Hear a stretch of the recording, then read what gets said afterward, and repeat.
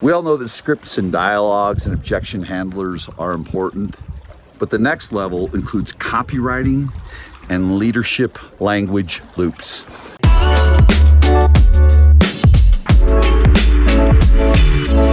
It's John Cheplack, and I want to continue on with messaging around driving productivity with your agents. In an earlier video, what I talked about was this constant drive to get people to do more when they're not even hitting their numbers. The important thing is actually back it down lower, back the expectation down lower, just for a short time frame so that they can have a little bit of a stretch, but still get a victory.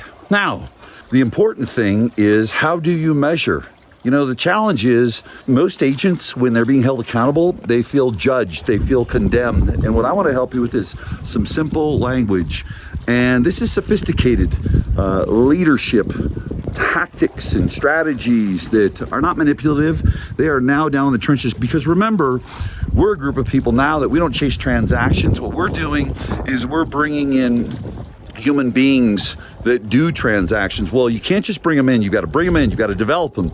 You've got to hold them accountable the right way. And so I want to touch base with you on that. When you hold someone accountable, the number one thing you've got to eliminate, number one word you must eliminate from your vocabulary is why. Why is a word of judgment? Why is a word of judgment? I want you to hold on to the word what. What one thing could you do differently? What would you notice? Based on what you know now, what would you do different? What would bridge the gap from what you said you were going to do versus what you did do? What are you willing to commit to? What can we do together and partner to make sure you're able to do that? So here's some simple unpacking of it, and these are the leadership language loops. You give someone information. They make a declaration, a commitment, their commitment, not yours. If you've been going through this pattern with them for a couple of weeks time frame and they're just not hitting, back it down. And sometimes you have to say to people, you know, why don't you do 75% of that number that you keep shooting for or committing to, because it's more than you've ever done, and then we can get you a victory.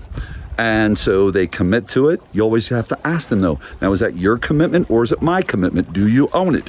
Are you willing to be held accountable? And those are the simple leadership language loops that actually take an agent that might be struggling into a top performer.